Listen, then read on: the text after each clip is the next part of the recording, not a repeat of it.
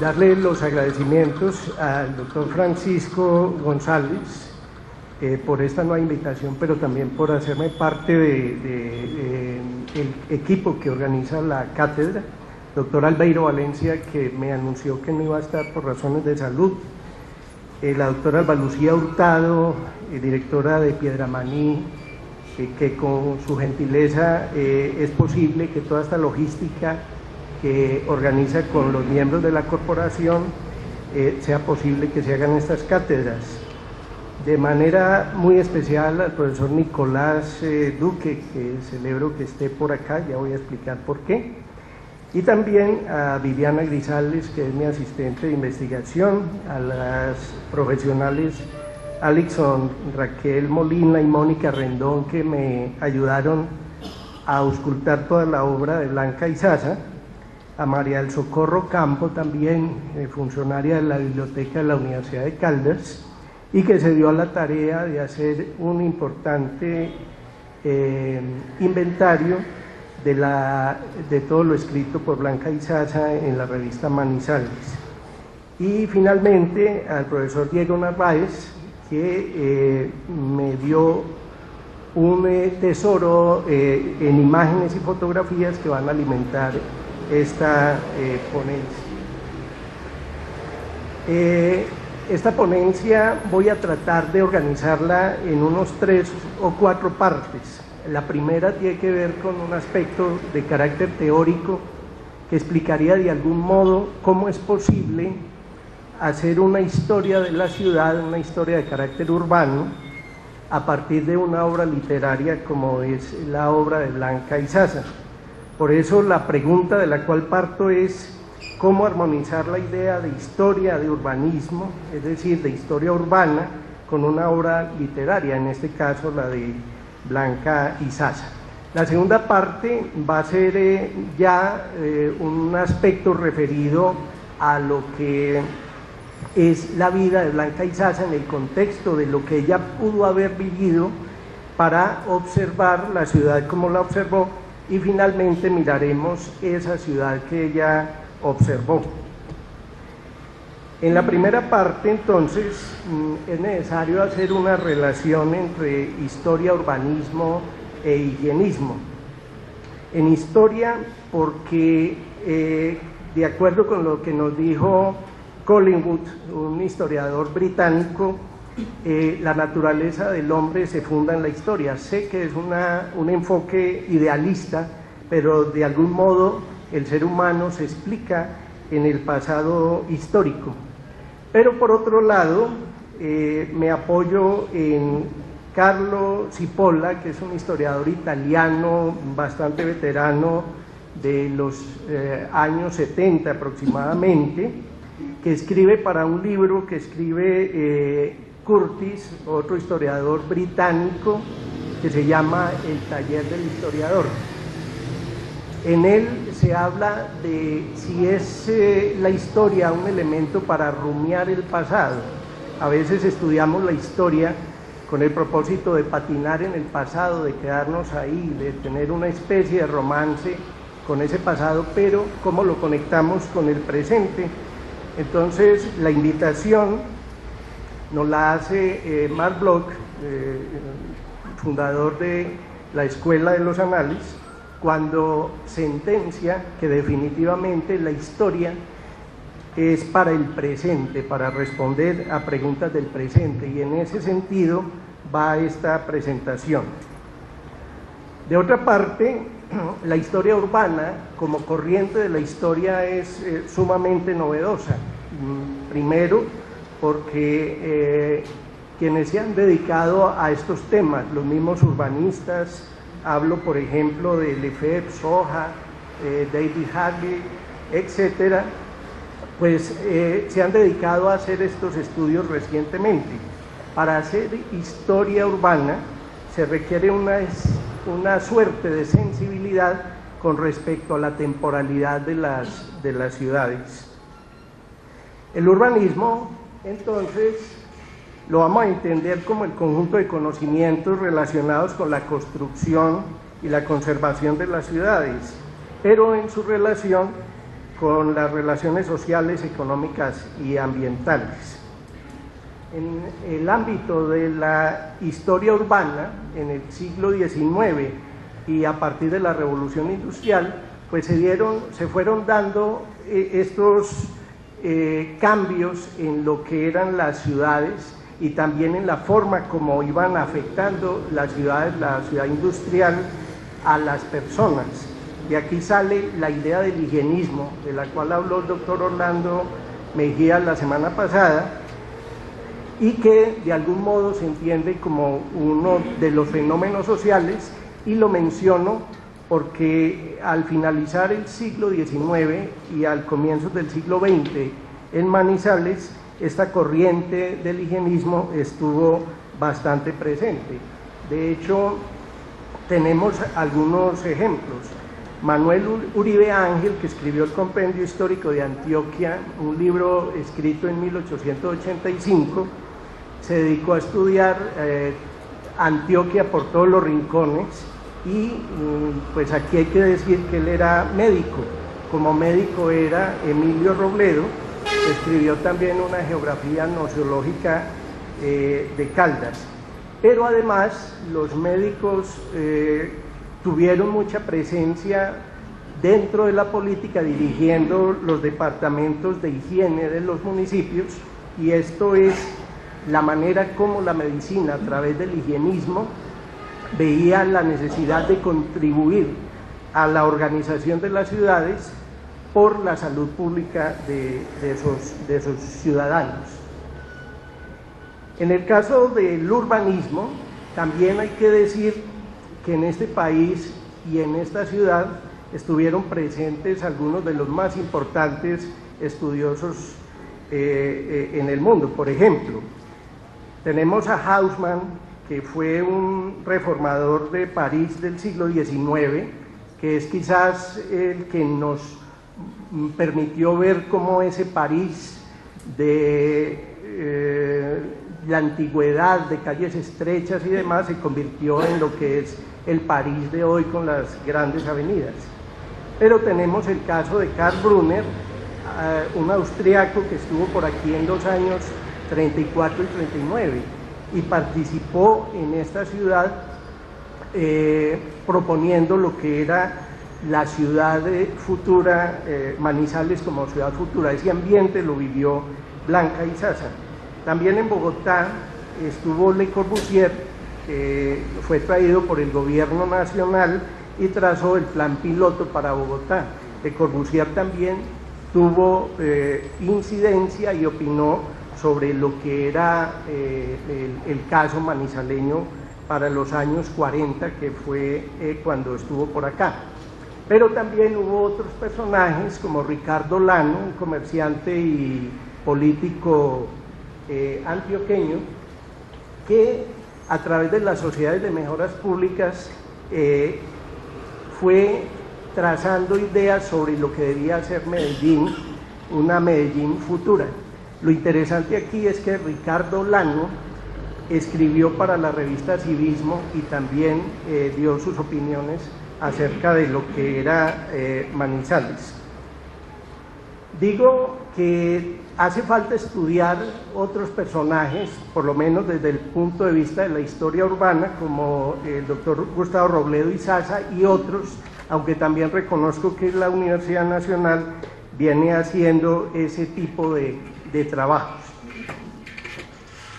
Quiero señalar finalmente en esta primera parte que el desarrollo urbano actual de Manizales y la participación ciudadana son una muestra de cómo, cuando hablamos de urbanismo y hablamos de historia del urbanismo, es porque estamos todos comprometidos en lo que es el desarrollo urbano de la ciudad. Voy a mencionar algunos casos en los que nosotros hemos opinado de una u otra forma. La comuna de San José, por ejemplo, la expansión urbana del Río Blanco, los intercambiadores viales de La Fuente, La Enea y La Carola, la edificación de conjuntos habitacionales, centros comerciales, la autopista del Café, Pacífico 3, Aeropuerto del Café, entre otras. Todo esto para decir que este problema en el que hablamos de planes de renovaciones urbanas o de planes de ordenamiento territorial, se nos volvió un lenguaje común y que lo que vamos a ver hoy alrededor de la historia se conecta necesariamente con el presente por esa razón. Es necesario ahora que miremos el problema de la obra de Blanca y Zaza como una fuente para la historia. La primera pregunta que nos podemos hacer es si es legítima la obra para construir una historiografía de la ciudad. Digamos que otro libro de Carlo Ginzburg, diferente al queso y los gusanos, que se refirió Orlando Mejía, se llama El hilo y las huellas, que ustedes ven ahí, y lo que se intenta analizar aquí es si lo verdadero y lo falso pueden tener alguna conexión. Es decir, la literatura se entiende como un elemento donde la fantasía también pulula, pero que tiene de pronto un piso de verdad. Y nos hacemos también otra pregunta: ¿cuáles entonces los alcances y limitaciones que tendría la obra de Blanca y Zaza para la construcción de esa historia urbana? Necesitamos, cuando hablamos de Blanca y Zaza, escuchar su voz. En los alcances, Blanca y Zaza habló del historiador del futuro en estos términos: en el futuro, algún historiador erudito que tenga un poco de poeta y que quiera escribir la historia simple y grande de la ciudad, buscará en estos apuntes que escribimos ahora los datos para sus crónicas. En ese entonces, en esa maravillosa civilización del mañana que estará toda llena de máquinas, de cerebros electrónicos, de naves interestelares que estarán intentando en vano descifrar el enigma de las estrellas, que cruzará los mares en aviones, que superará docena de veces la velocidad del sonido. Todo esto ahora parecerá un cuento de niños, una fábula pintoresca, algo tan ingenuo y trivial y tocado de romanticismo como esas leyes de hadas y gnomos que idealizaron nuestra infancia. Es decir, que Blanca y Zaza nos propone o nos da a entender que ella también escribió para el futuro y escribió para que nosotros conociéramos algunas realidades. Sin embargo, encontramos también algunas limitaciones. Dice ella sobre cómo escribe, dice: para mí escribir es un amable ejercicio, es más del corazón que de la mente. Como no acostumbro ni las comillas ni las citas, no tengo que consultar los textos ni trasegar por los anaqueles de la erudición en busca de lo que otros han pensado y dicho. Dejo hablar al sentimiento, hojeo los cuadernos simples del recuerdo y revivo en el espíritu la poesía de los tiempos que se fueron. Esto pues nos pone frente a un dilema, es decir, ella recurre al recuerdo. La obra de Blanca y Zaza es más una memoria que una apelación a fuentes. Por eso nos planteamos, aquí está Blanca en la fotografía que aparece en el libro del padre Favo, y esta es una foto mucho más reciente.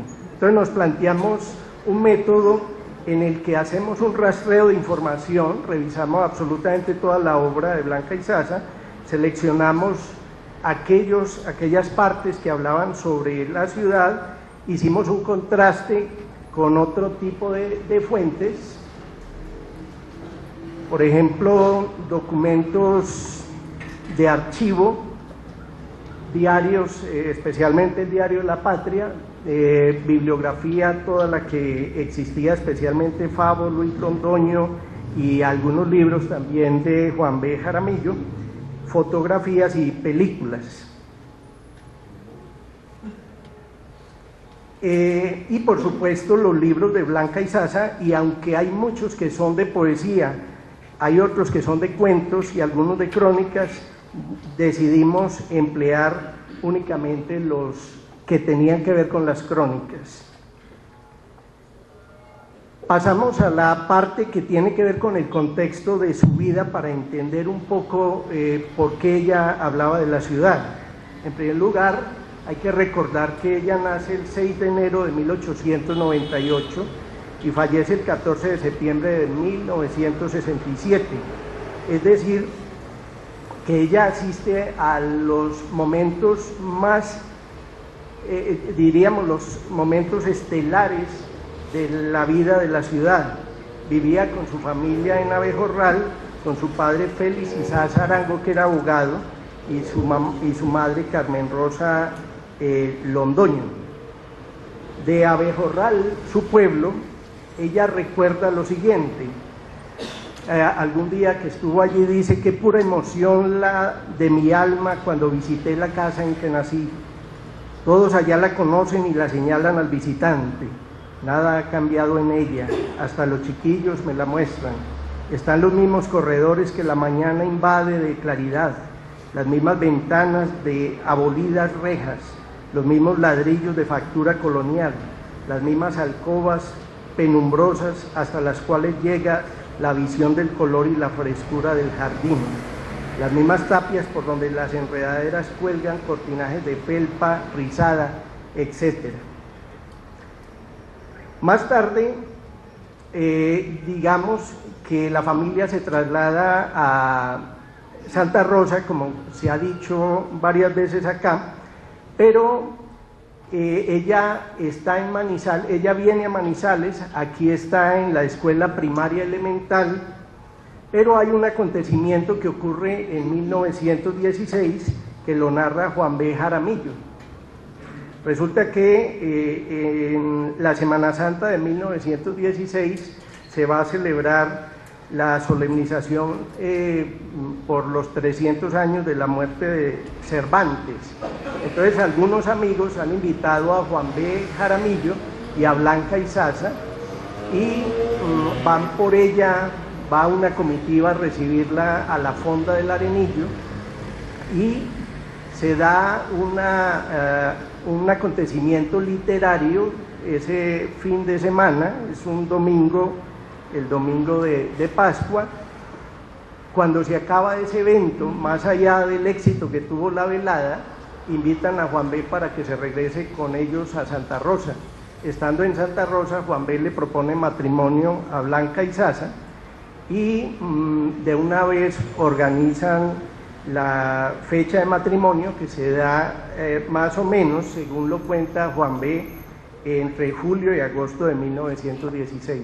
En esa época Blanca Izaza tiene apenas 18 años. Blanca Izaza, como ya les dije, se ha formado tanto en la escuela primaria como en su juventud en un colegio reconocido, pero en ese colegio toma una afición importante por la geografía, y a mí me parece que ese es uno de los elementos que podría explicar por qué su capacidad de observación. Uno de sus maestros, que era José María Restrepo Maya, lo recuerda igual que sus lecciones de geografía, cuando dice que las lecciones frente a los mapas eran para mí la felicidad. Soñaba con cruzar esos mares lejanos que eran solo una mancha azul en el esquema geográfico, con conocer a esas ciudades de extraños nombres y viajar por esos desiertos y seguir el curso de los ríos cuyas márgenes la civilización ha creado sus maravillas, el Nilo, el Volga, el Rin, etc. Sin embargo, hay otro elemento que contribuye a esa observación, es su gusto por los paseos. Ella recuerda en sus libros el Montecito de Belén, que ahora es un respetable un respetable barrio residencial, lo mismo que Campo Hermoso. Ella decía que eran paseos de todo un día y que lo que se hacía allí era hacerle caso a las recomendaciones de la mamá y hacer un chocolate improvisado, pero también a la Enea, donde se hacían paseos a caballo. Entonces, en resumen de esta parte, digamos que doña Blanca llegó a vivir de modo directo o indirecto la Guerra de los 1000 días. Cuando se acercó a Manizales, tuvo relación con esa diócesis de Manizales que estaba incipiente, con la creación del departamento de Caldas, del cual habla de la celebración que se hizo, la celebración de los primeros 75 años de Manizales, la reconstrucción de la ciudad después de los incendios, el primer centenario, y casi en su ocaso asistió a la desintegración del viejo Caldas. Entonces, hasta ahí este sería el contexto. Ahora entremos en materia respecto de lo que ella veía.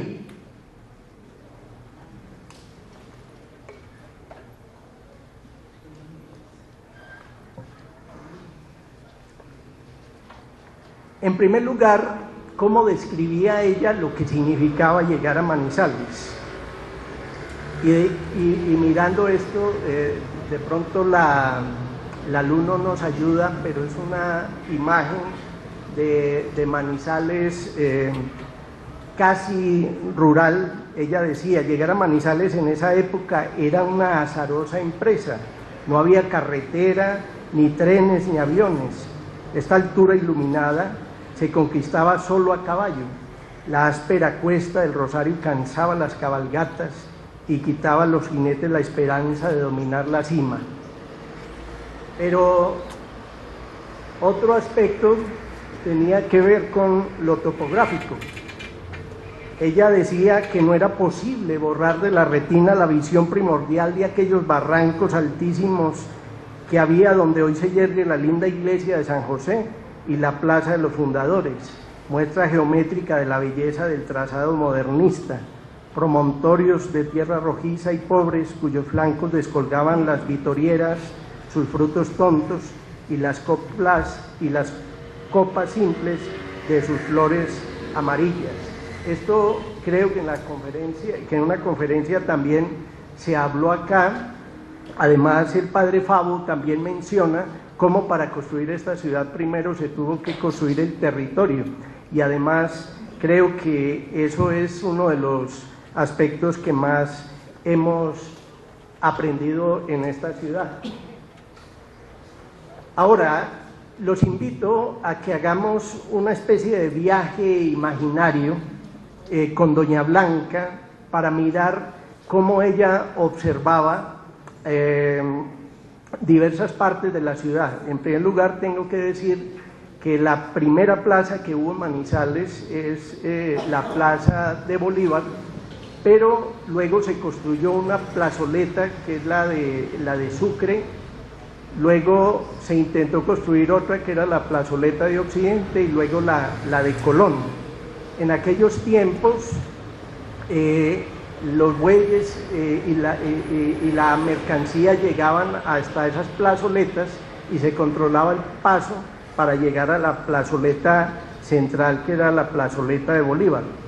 Doña Blanca dice entonces que la antigua plaza de Bolívar, donde se hacía mercado a la intemperie una parte y otra bajo toldos primitivos de lona, lucían remiendos absurdos y se ajustaban con cabulla al maderamen vencido de las mesas engalanadas de cinta y de pañuelos estrafalarios, de aretes de crisocal, de aquellos espejitos enmarcados en madera roja que guardaban nuestros campesinos en el guarniel. Sobre lo que ella veía en esa plaza de Bolívar era también las casas. Dice, veo en la plaza de Bolívar casonas sencillas de volados de balcones pintados de azules y verdes elementales, con su pila de bronce cercada en aro de lanzas metálicas y franjada en los encajes musicales el agua dulce y buena y confidente. Esta era la pila de la cual hay una tradición que vamos a mencionar más adelante, pero esa pila estaba ubicada en el centro de la plaza y habría que decir que esta pila está asociada a la historia del acueducto de la ciudad. El río Huacaica, que tenemos aquí al norte, era el surtidor de agua y en un momento dado se traía el agua hasta esta fuente en la Plaza de Bolívar. Por esa razón, para atender esta fuente y otras que existieron tanto en la catedral como en el Parque de Caldas y en el Parque de Colón, existió el oficio de fontanero hasta que fue posible tener el sistema de acueducto que tenemos actualmente. Pero también nos habla doña Blanca de la casa consistorial, de la que dice que funcionaba en absurda dualidad de la cárcel, la alcaldía y otras oficinas públicas. Aquí tenemos una fotografía, pues de pronto por la luz no se ve muy bien, pero en esta esquina donde hoy está la gobernación era donde quedaba ese edificio del consistorio. Ahora, del Parque Caldas, decía doña Blanca que a ella la mandaban a recoger el agua pública a la fuente que había allí. En realidad no encontramos mucha información sobre el Parque Caldas que ella menciona, pese al hecho de que ella vivió ahí en el Parque Caldas, y tampoco hay mucha información sobre la Iglesia de la Inmaculada, pero sí hay dos acontecimientos que ella menciona en el Parque Caldas. El primero tiene que ver con el paisaje de yarumos que espolvorean de plata sus pelucas verdes y con las palmeras que existieron allí.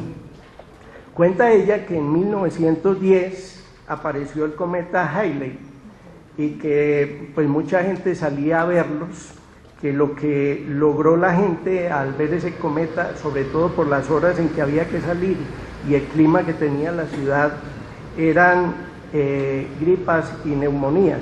Pero lo interesante es que ella decía que el cometa pasaba por los andamios de la iglesia en construcción de la Inmaculada, lo cual pues nos da una idea de lo que estaba ocurriendo allí.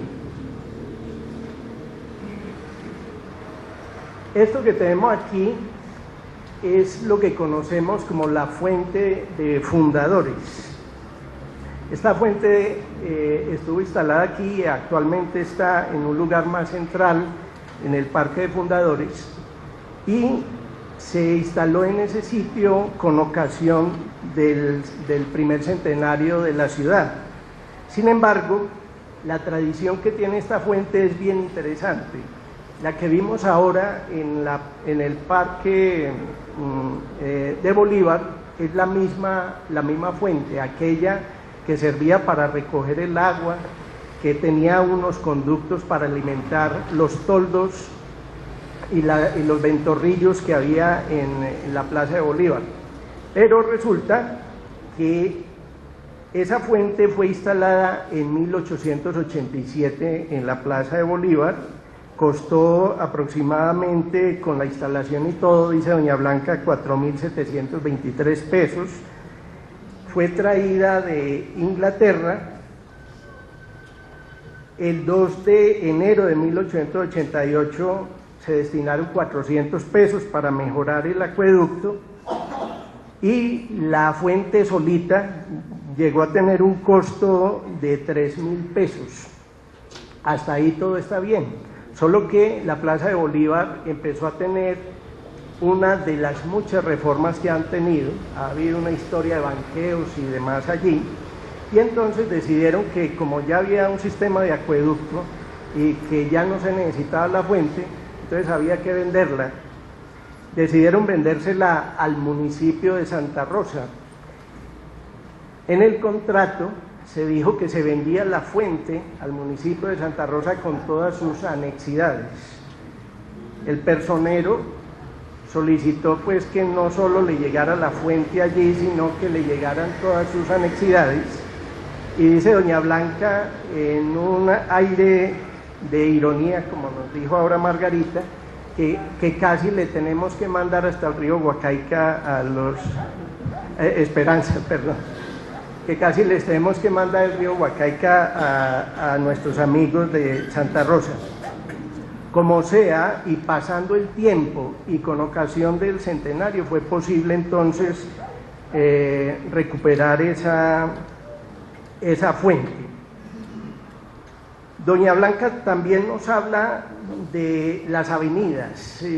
Parece que era cotidiano que ella fuera por toda la 23, pero lo interesante de las avenidas es el nombre que ha tenido. En primer lugar, se hablaba del carretero, era el nombre más antiguo que tenía esta avenida que hoy llamamos Avenida Santander, pero también hubo un tiempo en que esa Avenida Santander llevó el nombre de Avenida Cervantes. Yo tengo la hipótesis, cruzada con los acuerdos y decretos del Consejo Municipal, que el ambiente literario que vivía la ciudad por aquellos tiempos fue el que contribuyó a que la Avenida Cervantes tuviera precisamente ese nombre. Y cito un escrito de doña Blanca cuando dice: la iniciación de mi modesta carrera literaria va unida estrechamente al nombre de Cervantes. Ahí agrega: nací a la vida de las letras, fue una velada suntuosa con que Manizales conmemoró el tricentenario de la muerte de Cervantes en 1916, etc. Lo que quiero decir es que aquí se celebró mucho a Cervantes, pero en los estudios de tertulias, en los estudios y en la historia de la cultura aquí en Manizales, el ambiente que se vivió por lo menos hasta la primera mitad del siglo XX fue fuertemente cultural y literario. Otra referencia y otra observación que hace doña Blanca tiene que ver con las carreteras. La primera carretera tiene que ver con Termales.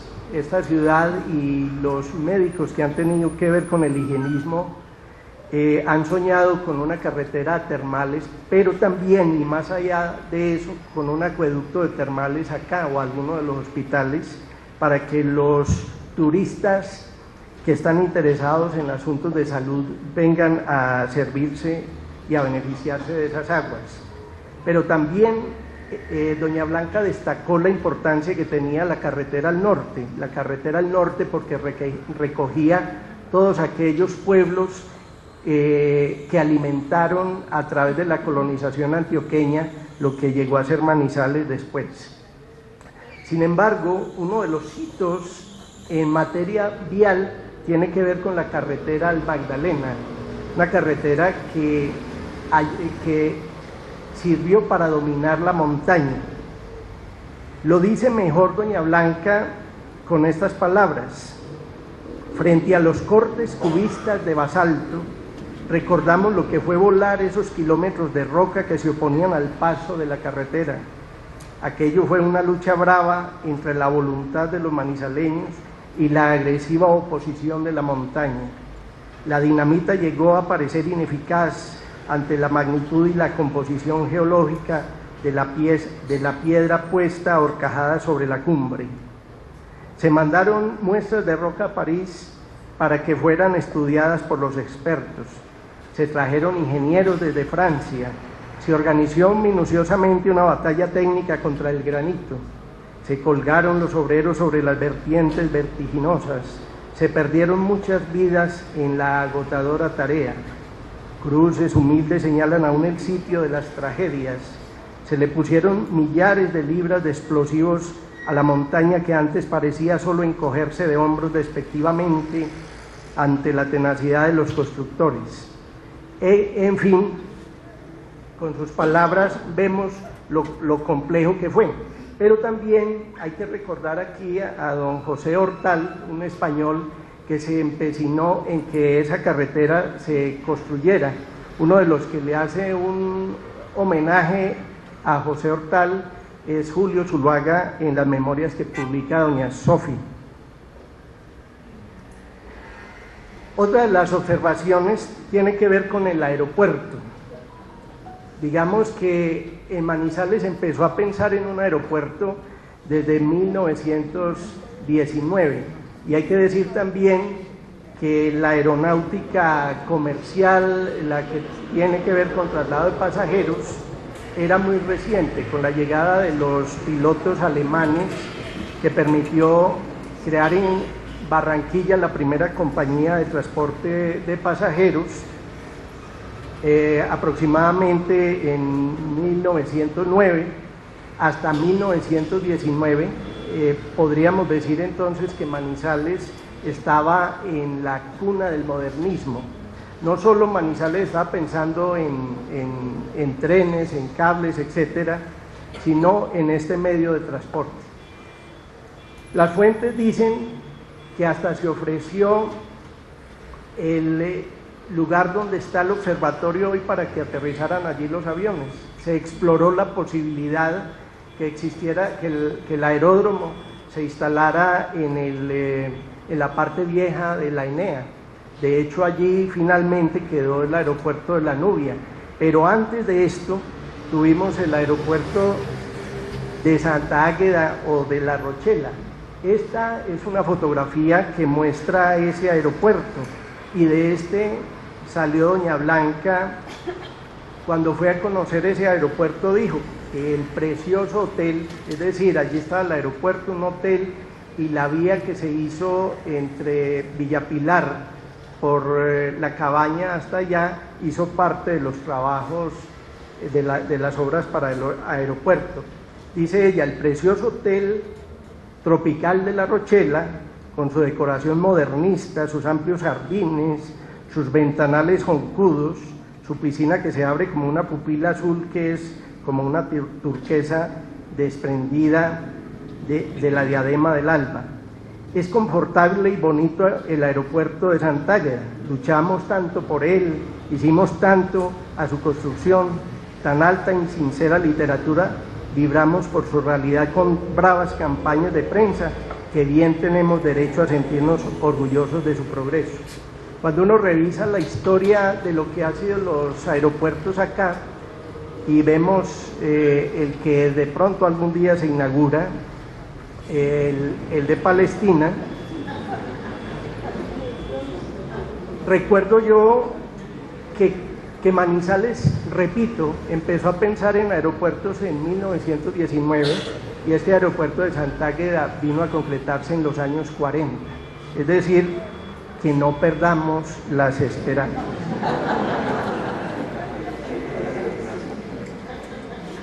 Ahora voy a abrir un capítulo referido a la arquitectura eclesiástica y voy a hacer una mención a el padre Favo.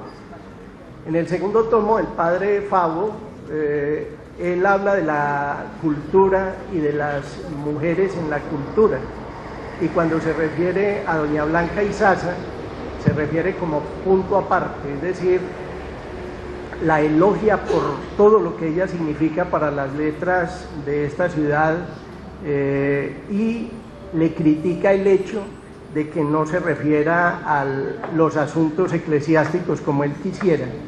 Pues parece que en lo sucesivo doña Blanca se dedicó a taparle la boca, me excusan la expresión, al padre Favo, porque hace muchas alusiones a aspectos de carácter religioso y hace las siguientes descripciones relacionadas con la arquitectura eclesiástica.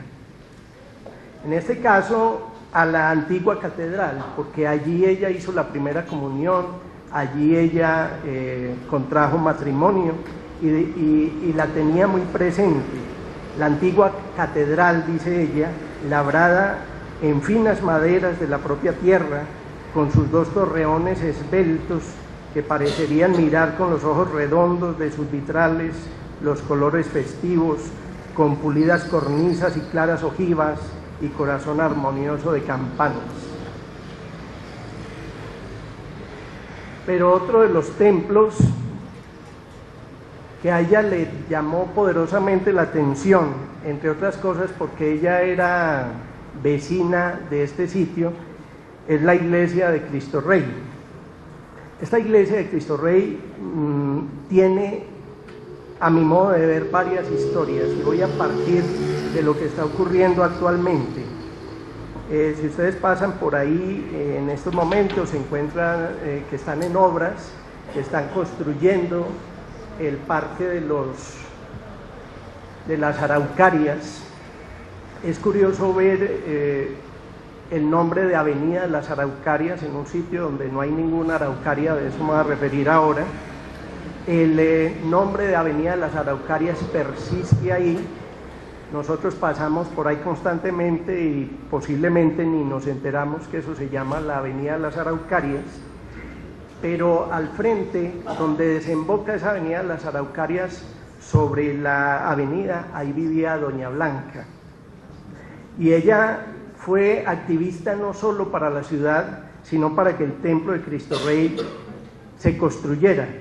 El viernes 31 de marzo de 1950 se dio ahí la primera misa en esta iglesia de Cristo Rey. Y ella decía: hemos visto levantar este templo día a día, con los parcos recursos, con modestas dádivas, con exiguos presupuestos. Tras los minaretes de las Araucarias, hemos ido alzando en cemento y en cariño sus muros austeros. Nuestro ensueño prende frágiles cenefas de esperanza a los ladrillos de sus paredones. Algún día el Rey en cuyo honor levantamos nos dará la infinita alegría de verlo terminado, con una decoración sobria y fina como un sonoro corazón de campanas. Donde está emplazada la iglesia de Cristo Rey, también hay una historia que tiene relación con el llamémoslo segundo cementerio que tuvo la ciudad. Es donde está el barrio Lleras.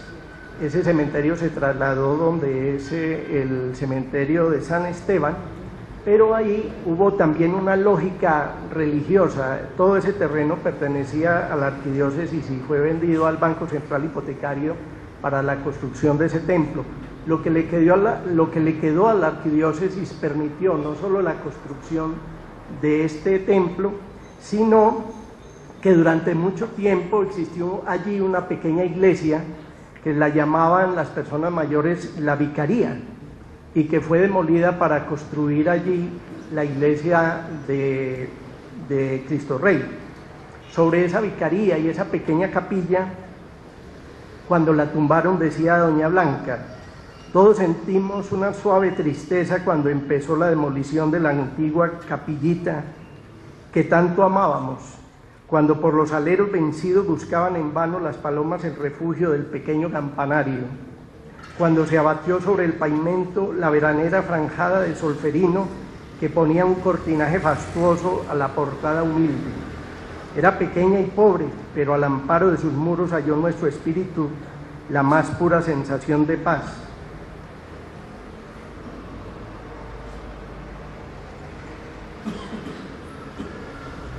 Otro aspecto que releva Doña Blanca tiene que ver con el Santuario Nacional de Nuestra Señora del Rosario. Ustedes la conocen muy bien, es una obra del padre Gerardo Botachín. Al iniciar la década de los 60 ya se empezó a dar al servicio esta obra, pero durante por lo menos 40 años se dieron los terminados que después conocimos. Hay que distinguir también que las iglesias tienen una diferencia con las capillas. Digamos que las iglesias tienen la potestad de llevar libros parroquiales y por eso hay un párroco al frente de ellas. Sin embargo, cuando se habla de historia de las iglesias, hay que distinguirlo de las capillas,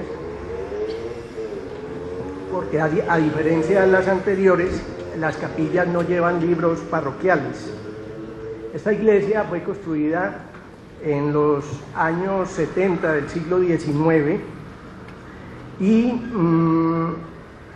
pues el traspiés más grande que tuvo fue el incendio que tuvo hace aproximadamente unos 5 años, pero desde esta época doña Blanca hablaba de la importancia histórica porque decía que era una especie de templo de postal.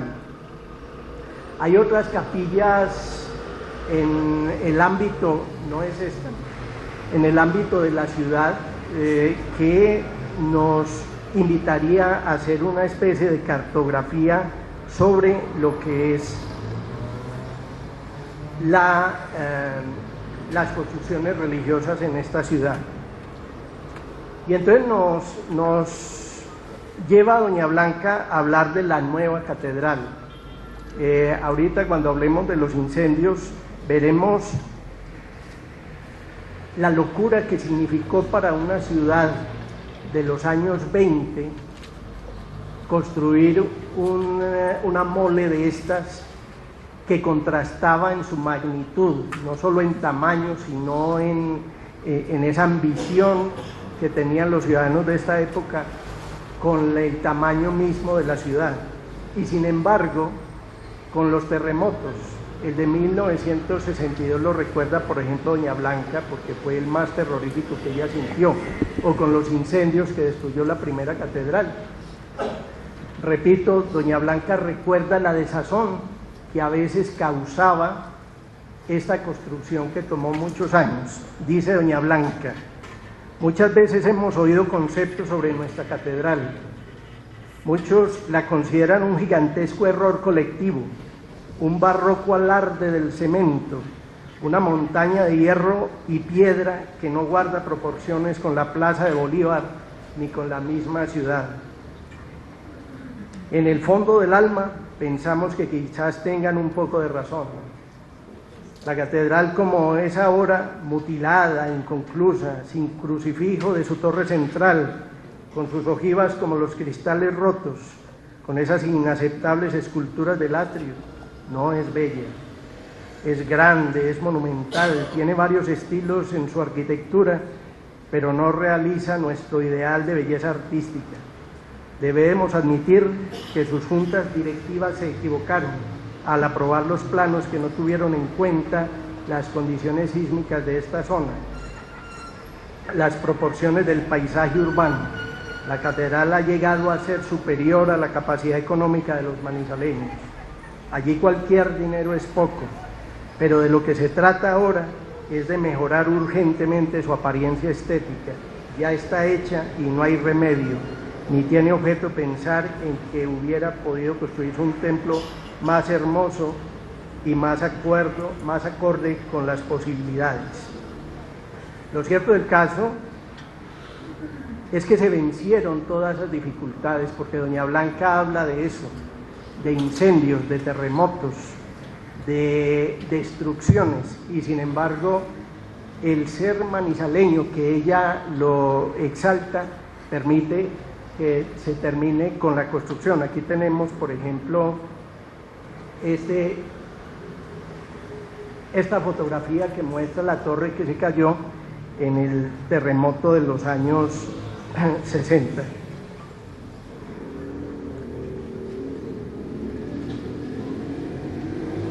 Ya nos encumbramos a finalizar esta parte cuando doña Blanca se enfoca en lo que es el ornato de la ciudad, y para esto hay un aspecto que conmueve, porque es la llegada de la luz y la energía eléctrica. Esa es otra historia que hay que ahondar más en la ciudad. Hay que decir que las plantas eléctricas que existieron aquí en los primeros tiempos estaban asociadas a las trilladoras de café, y que hubo por lo menos 2 empresas eléctricas o de energía eléctrica, una en San Cancio y la otra en inmediaciones del río Chinchiná. Sin embargo, lo que yo quiero destacar aquí tiene que ver con la alucinación que le causó a doña Blanca cuando se puso la luz en la ciudad. y ella decía: ese prodigio de alucinación y hechicería que cobró ante mis ojos la ciudad cuando inauguraron la luz eléctrica, esa alegría de verla enjollada de colores múltiples como una india morena y esbelta que se adornara para una fiesta primitiva, esa admiración que no mengua, va y que se me hace levantar sigilosa de mi lecho de niña y entreabrir el postigo de la ventana para abismarme largo rato en aquel milagro luminoso que guardaban los bombillos como frutos de un árbol del jardín de Aladino. Otro aspecto relacionado esta vez con el ornato tiene que ver con su amor por la arborización. Empecemos diciendo que Juan B. Jaramillo fue el director de la oficina de ornato de esta ciudad y en tal condición se dedicó a sembrar árboles por todas partes, en la avenida Santander, en Milán, en la avenida del Estadio, en el barrio Versalles, en Chipre, en el observatorio.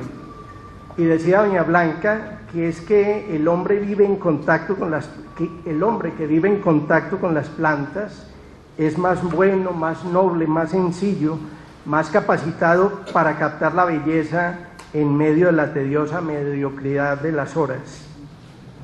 El hecho es que cuando nosotros también revisamos la historia de la ciudad, la toponimia que encontramos en los barrios está asociada a esa campaña de arborización que se dio en esa época. Los arrayanes, los cedros, los álamos, los yarumos son algunos ejemplos cuando no hablamos del bosque o el bosque popular. En el barrio del Bosque, la Sociedad de Mejoras Públicas a la que perteneció doña Blanca y Juan B. Patrocinaron también varias campañas para la arborización de la ciudad. Sin embargo, hubo daños que le hacían doler el corazón a doña Blanca cuando decía: es un absurdo que en una ciudad como Manizales aún se deje vagar por las avenidas las vacas de pueblerina estampa, a los caballos inútiles, a los perros famélicos, los prados, los jardines, los andamios, los arbolitos iniciales son víctimas de este lamentable jardín zoológico en libertad. El hecho es que no solo los animales que se dejaban libres, porque por lo menos en el siglo XIX en Manizales hubo un impuesto para quien tuviera animales, o también hubo multas para quienes los dejaran libres, pero también hubo vándalos que dañaban los árboles o se los robaban, y de eso ella hace alusiones en la avenida de Chipre y en el parque de Caldas. Aquí tenemos ejemplos de esa arborización.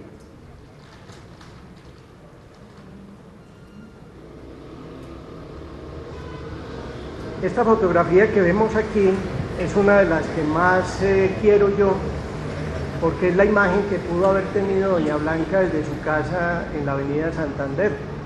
Y cuando nosotros vemos en el fondo el cementerio de San Esteban y vemos que aquí las araucarias están en las tres líneas que representan esa avenida, nos preguntamos, como ella se preguntaba, ¿qué pasó con esas araucarias? Dice ella: no sabemos, ni nadie nos ha dado una razón lógica por qué cortaron la más hermosa y vertical de las araucarias que iniciaba frente a la avenida Santander, esa ruta de postal que conduce al cementerio. Vamos a ver si el arreglo que están haciendo no se queda en mero nombre, sino que logramos reconstruir este paisaje. Entre los sucesos que menciona doña Blanca, mencionamos los temblores.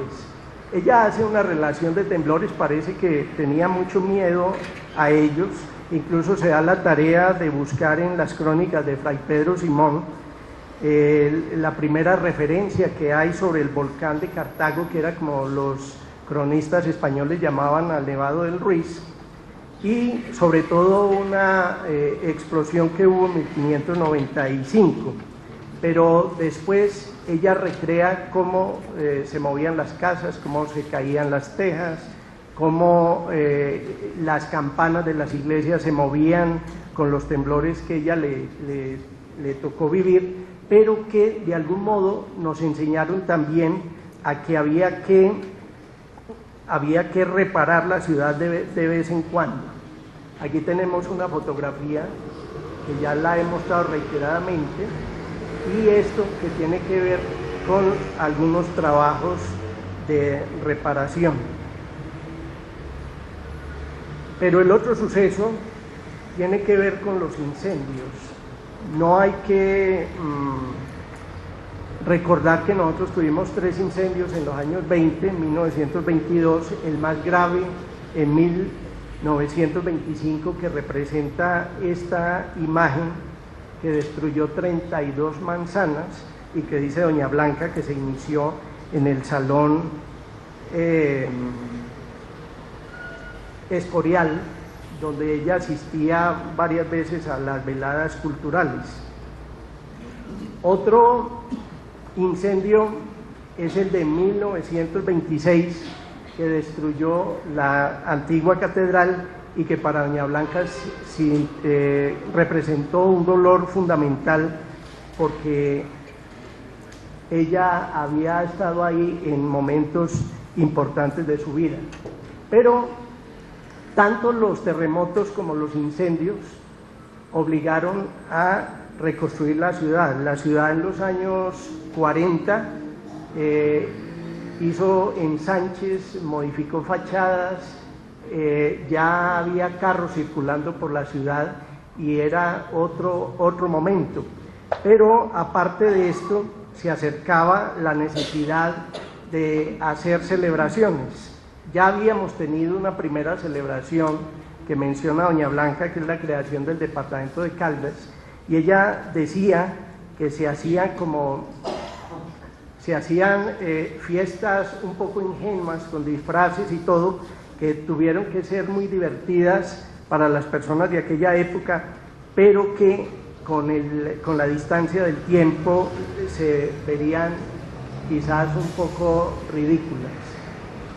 La otra celebración tiene que ver con los 75 años de fundación de la ciudad.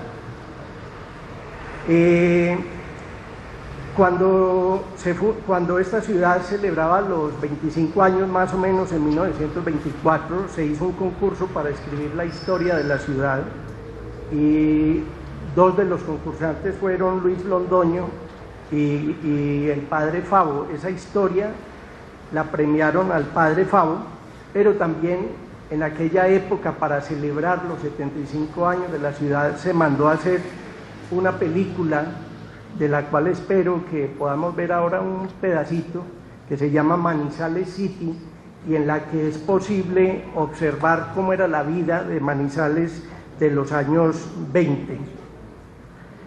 Y en 1951 se hizo la celebración del centenario de Manizales. ¿Cómo se transforma la vida urbana? Se construye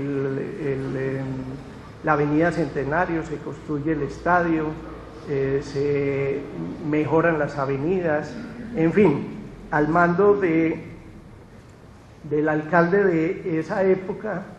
Bueno, aquí tenemos la película. Vamos a ver esa película en el marco de lo que hemos visto, y luego terminamos esta conferencia. Entonces les pido un poquito de paciencia en este punto. ¿Ya?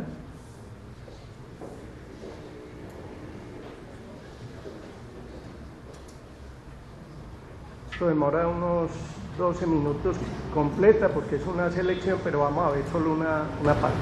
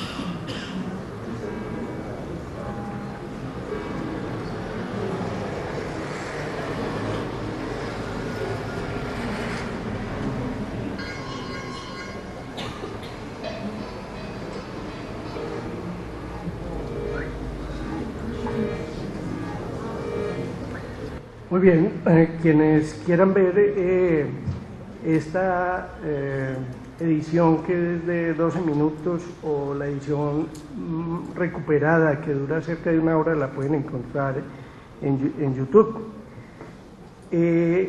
Serían muchas cosas las que habría que examinar sobre lo que ha dicho doña Blanca acerca de la ciudad, pero quiero terminar con dos cosas que tienen que ver con la vida de la ciudad y con ella. Sobre la ciudad ella dice: todo lo de la ciudad ha sido grande, el desastre y el éxito. Tras el ciclón rojo del incendio, la epopeya magnífica de la reconstrucción, para reemplazar la antigua catedral de alegres vitrales y finas maderas de los montes nativos, esta soberbia y textura de hierro y de piedra y de espíritu, que será como un acantilado de fe contra el cual se romperán oleajes de siglos. Esto como una promesa de lo que es la ciudad. Y con respecto a su vida, decía: hoy, cuando el otoño empieza a mermar mis sienes y a despojar de sus hojas cardinales los árboles de mis jardines interiores, cómo es de tonificante esta peregrinación ilusionada. A doña Blanca muchas gracias y a ustedes muchas gracias.